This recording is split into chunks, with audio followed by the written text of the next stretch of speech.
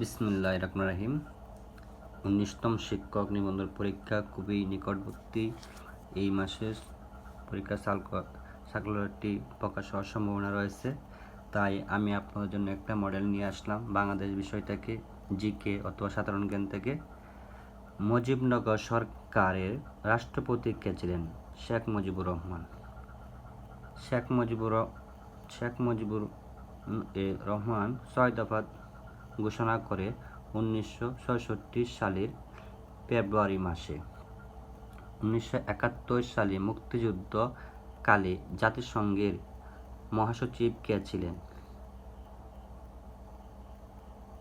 উতা not. আরেক ফাল্গুন গ্রন্থটি রচনা করেন কে? জহির রায়হান। শেখ মুজিবুর রহমান স্বদেশ প্রত্যয়ন করেন 10 জানুয়ারি 1972 সালে। স্বাধীন বাংলাদেশের প্রথম অস্থায়ী সরকার গঠন করা হয় 10 এপ্রিল 1971 সালে। মুজিবনগর সরকার কোন জেলায় অবস্থিত? মেহেরপুর।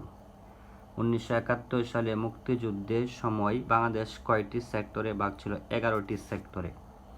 বাংলাদেশ অস্থায়ী সরকার শপথ বাক্য পাঠ করেন কে? অধ্যাপক ইউসুফ আলী। স্বাধীন বাংলাদেশের প্রথম রাষ্ট্রপতি কে ছিলেন? শেখ মুজিবুর রহমান।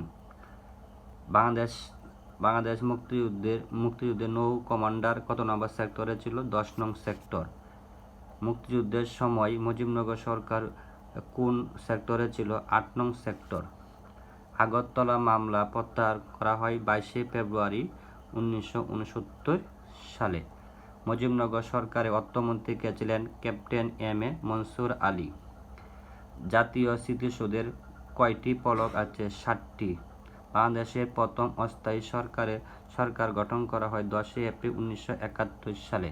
পূর্ব পাকিস্তান জাতীয় পরিষদের আসন সংখ্যা কত ছিল? 169টি।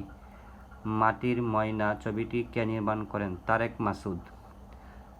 11 দফা আন্দোলন কখন হয়েছিল? 1969 সালে। জীবন থেকে নেওয়া চলচ্চিত্রটি পরিচালক কে ছিলেন? জহির রায়হান। যুক্তফ্রন্টের 21 দফার প্রথম দফাটি কি ছিল? বাংলাকে অন্যতম রাষ্ট্রভাষা হিসাবে প্রতিষ্ঠা করা। বাংলাদেশের মুক্তিযুদ্ধের সময় প্রথম কোন জেলা শত্রুমুক্ত হয়? যশোর। অবশ্যই ভালো লাগলে লাইক, কমেন্ট, শেয়ার করতে কখনোই ভুলবেন না। এখানে আমার ভিডিওটি শেষ করলাম। আসসালামু আলাইকুম।